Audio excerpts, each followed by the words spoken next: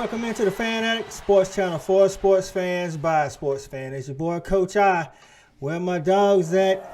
All right, it is bowl season. We got all the bowls assigned to the teams.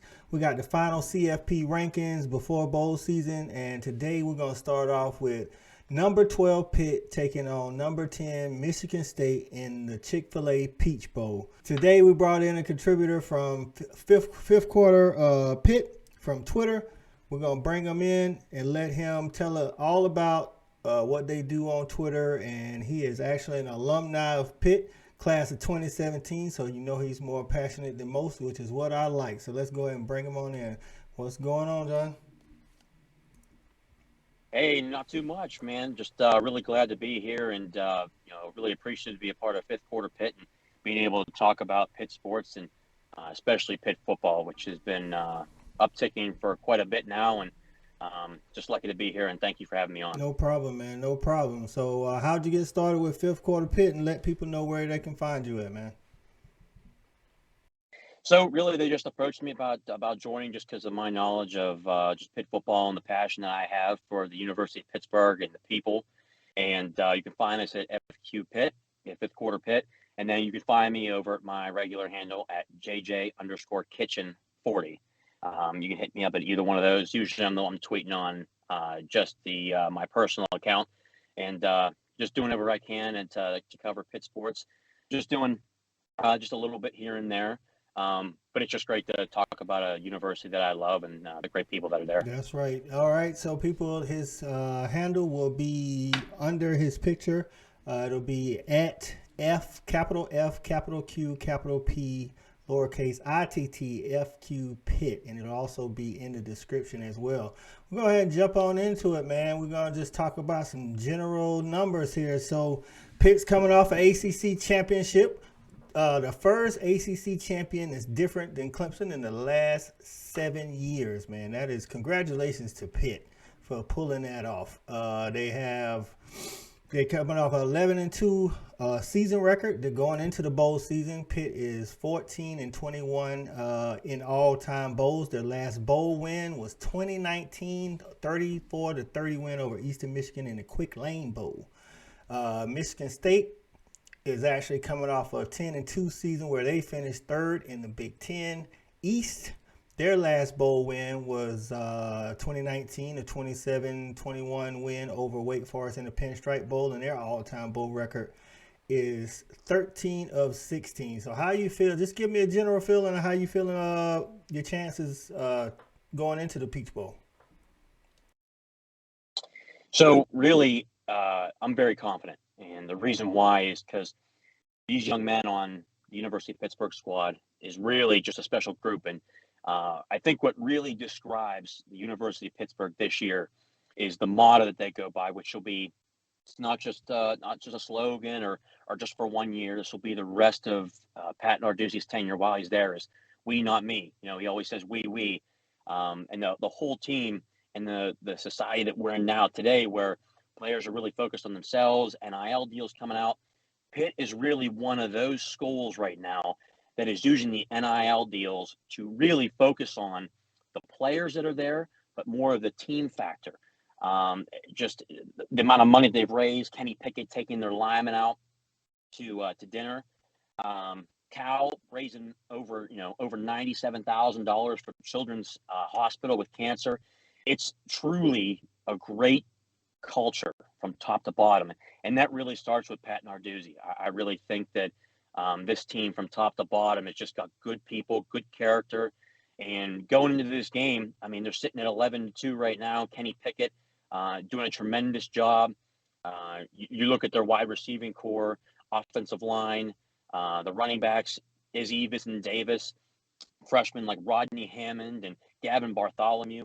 You look at guys like that and you really focus on, wow, the offense is really clicking, but you watch that really the 3.5 quarters in the ACC championship game, and you saw that the fans, especially with being down there, what that defense looks like. That's a Pat Narduzzi defense. That's the defense that we've been looking for, where it was shut down defense for three quarters. I mean, it was after the first quarter, we were, rightfully so, a little concerned.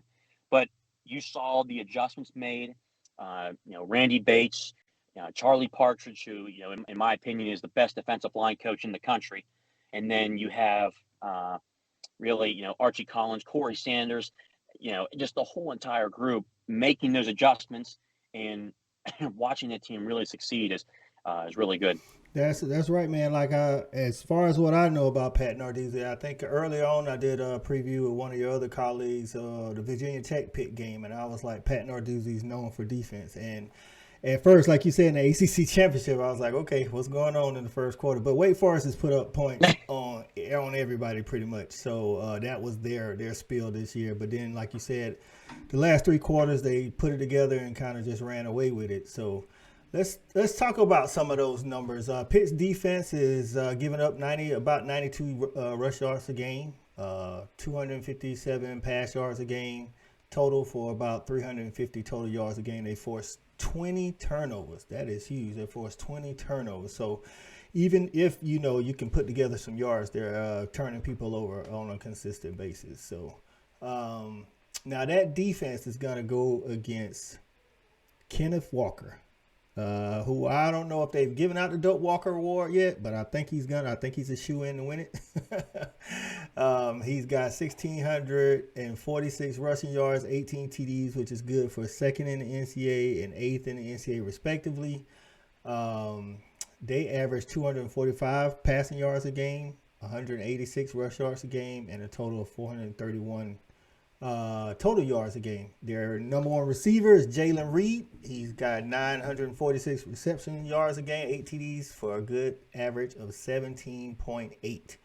So going into that, based off of, like you say, what you saw in those three quarters, you feeling good about being able to stop Kenneth Walker? Because that's what Ohio State did, and then they kind of just totally went away from him.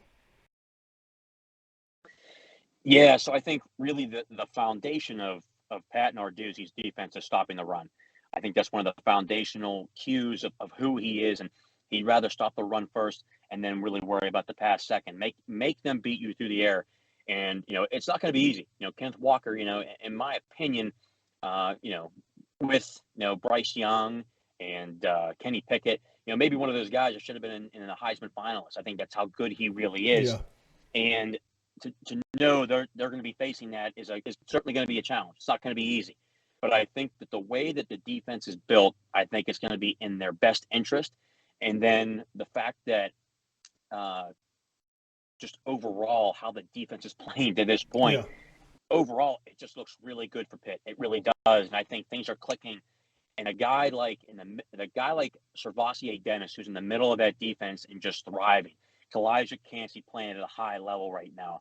Haba Baldonado. You're looking at guys that can really provide pressure, but veteran guys who know the defense and are willing to as I always say, bring the thunder. Those guys don't mind contact. They love it. So I think that they're in a good position, to be honest with you. And like you said, you want to be playing your best ball at the end of the season. You kind of want to go on a crescendo towards the end of the season. So when you do face players like the Kenneth Walkers, you're playing your best defense at the time, which is what you guys were doing in the ACC Championship. So now you got about 3 weeks or so just to build on that momentum.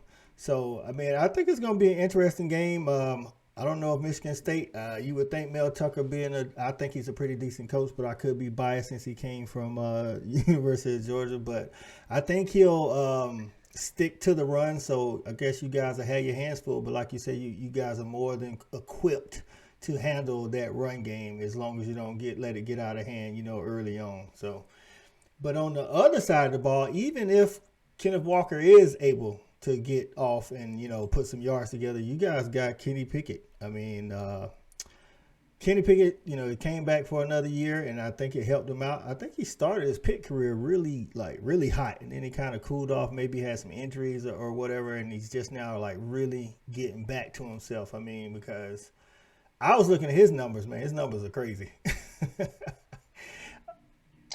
Yeah, a guy that broke Dan Marino's, passing touchdowns in a season, all-time leading passing touchdowns in a career at University of Pittsburgh. You're looking, Pickett is a guy that, you you'll see in the interviews, everyone talks about, just the glamour and what it looks like. You talk to Kenny Pickett, he talks about the ups and the downs. Like you said, we started off. Everyone remembers the Miami upset, in Heinz Field, where it's his first start. He's facing an undefeated Miami and beats Miami at home at Heinz Field, and it was really just it brought a lot of excitement. And that's a season where Pitt went 5-7. They ended the season 5-7, but you beat the number 2 team in the country. Pitt has a streak of beating the number 2 teams in the country for a long period of time. And you look at Pitt and the development of Pickett. I think it has a lot to say. His hard work, his dedication. He's just a naturally born athlete, and to the competitiveness that he has, to where he made a business decision. I think you look at a lot of guys in college football where you got that person chirping in your ear telling you, "Hey, go off the NFL. You don't need that last year. You can go off. You're fine. Go make your money." He made a business decision. You'll hear him talk about how he's got a great relationship with Peyton Manning, being able to have that conversation with him and say, "Hey, what do you think? Can you reach out to people?" And when you have those conversations and you look at it as a business decision and say, "Hey, if I come back for another year, I'm betting on myself, but I know for a fact I'm going to work my tail off to get where I want to go." And, with him coming back and the development, from Mark Whipple, and then another factor with Brendan Marion coming in at the wide receiver coach position, developing the wide receivers, less drops this year. It's just a whole formula of coming together. And that's why I think when you look at their cohesiveness on offense, it's very elite. I mean, it's a heck of a group. You got Jordan Addison, who's a Blantnikoff Award finalist, coming up here this Thursday. That doesn't happen because Pickett's just throwing dimes out there. He's got to have a guy that wants to go out and get it. And I think that Jordan Addison's a guy that works his tail off. So you look at it all together. It's just the perfect storm. It's the perfect coming together to where this team, these seniors, a guy like Trey Tipton, who's a leader on that team, Kenny Pickett, Jordan Addison, you had, Servassier Dennis, Deslin Alexander. You're looking at guys that are real focal point leaders who took the decision to say, "Okay, this is the end of mediocrity at the University of Pittsburgh. We're starting right now." And they fulfilled it. The first 10-win season since 1981 in the regular season, and then winning an ACC championship. Yeah. So I put out a tweet the other day. This season, what we're looking at is a program changing season, and they're going to top it off. And I really, even with Mark Whipple, leaving today, it's an open vacancy spot. I think they're looking at, but I'm not concerned. I think the recruiting at the University of Pittsburgh has been phenomenal, and that's got to give credit to guys like Charlie Partridge, who is a main factor, in the Florida area. You have Brendan Marion, who's been recruiting well, and at the end of the day, Pat Narduzzi deserves a lot of credit for continuing to make adjustments, and I'm very excited, and I think that you're looking at a lot of talent. Michigan State's going to have their hands full. For real. And to the coaches that leave, that's one sign of a program actually doing well to me. When people want to come pick your coaches. So, of course, like you said, having a historic season. I did not know this is the first 10-win season since 1981. That is wild to me. But just some of the numbers, like Kenny Pickett threw 4,319 pass yards, 42 touchdowns, and only 7 interceptions. I mean, that's good for 5th overall in the NCAA pass yards and 3rd in passing TDs. So, I mean, you guys are averaging over 500 yards per game. That wide receiver Addison that you mentioned, he has 1,479 receiving yards and 17 touchdowns. I don't know. Listen, everybody that watch the show know I'm a Georgia alum. I don't know if all our receivers together got 17 touchdowns. So, I mean, you're right. They're definitely going to have their hands. So, you guys kind of like a running back by committee. You got Davis, Hammond, and if he's watching or somebody tells him, I hope I won't butcher his name, but Abanaconda. Is that how you say it? Okay, yeah. Yeah. Abanaconda. So, I mean, all of those guys. And then conversely, Michigan State has definitely not been known for defense this year. So, I mean, their defense is like giving up over 330 yards passing. They forced 19 turnovers, but they haven't been able to stop a lot of people. And I think if we look back to the Ohio State game, we can see how bad they were against the pass. So going into this, man, you guys got to feel confident, definitely, if nothing else, that you can score on them. Yeah, and I think the Pitt's going to go in very confident, but, I think they obviously know, too. Mel Tucker's a heck of a coach. Like you said, coming from the University of Georgia he was on Alabama's staff at one point. He's a guy that's going to be a great coach. He's going to be there for a long time, signing that 10-year contract that he just got. He is going to be the foundation of Michigan State, and it's not going to be an easy game. They're the 10th ranked team in the country for a reason. But the one thing that's very noticeable is their passing defense. I mean, like you said, the Ohio State game, I mean, it was just crossing patterns, post patterns. I mean, guys just running free. And I think what you're going to see is you're going to see Pitt, and especially Pickett, to where when he goes to the line of scrimmage, he's able to know exactly what he's looking for. He'll go through his progressions, but he can see the matchups and understanding where the matchups are, where you're trying to get a guy one-on-one, especially like a guy like Jordan Addison, a guy like Jared Wayne. Jared Wayne, I think he was, his first 2 years were, phenomenal. I mean, let's be honest. He's, very talented.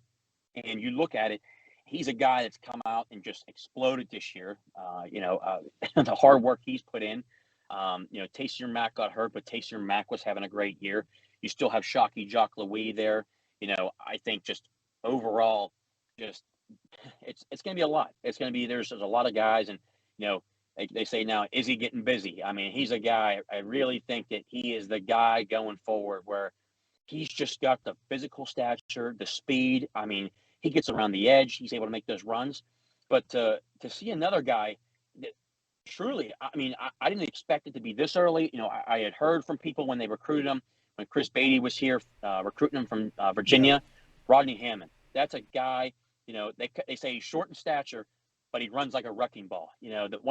He's well known right now for his press conference where he says, he's not scared of nobody. He was born for big games, and that at the University of Pittsburgh, this is Pitt. We're not scared of nobody. That's a young man who's a freshman. Certainly sounds like a senior. I mean, he's a guy that's going to be there he'll be there for the next 2 or 3 years. And you look at it, and it's like, Pitt has the talent, but they also have the leadership, and that goes hand in hand, which just goes back to their culture. You can't, you can have all the talent in the world. Look at the University of Florida, have all the talent in the world, but if you don't have the culture and the basis of what you need, you're going to struggle. You're going to have a major issue going down the road, and Florida losing, 6-7 games this year. But then you have a team like Pitt who doesn't have those 5-star recruits, but these guys have worked their tails off, and the culture is putting them in a projection for long-term success. As someone who's an alum from the University of Pittsburgh, just beyond proud. These guys they've worked their tails off. And I agree with everything you just said. And before we move on to the prediction, because of the culture you said that Pat Narduzzi's built, one of the, I guess, things that we have in this day and age is a lot of kids opting out of the bowl games. Now, I was reading an article that said, Kenneth Walker, because I fully expect Kenneth Walker and Kenny Pickett to get drafted. I don't know if they've already announced, if anybody watching, if you already know if they've announced if they're playing or not playing. But are you worried about Kenny Pickett saying, hey, I'm going to get ready for the draft? Or not even just Kenny Pickett, maybe somebody else that's draft eligible? I mean, it's always in the world that we're in. It's always a concern. You never know for certain, and don't want to speak for him. But at the post game press conference, he said, when asked about the bowl game, he said, "Look, I plan on playing," and I think that just goes with Kenny Pickett's character. He is a leader of that team and a captain for a reason. A guy that it's not about like when he talked about the Heisman, he's going to New York. He's like, it's not a me award, it's a we award. And I think that just talks about Kenny's character, his hard work and dedication, and he came back for the brothers in that locker room. Those are his brothers, and I think that just goes back to culture and just talking about the great players who they really are. They don't want to leave anybody behind, and you see all these opt outs, and and it's about the me. These guys, and look, and then that's their choice. They're going to the National Football League. It's a major risk, especially in a bowl game.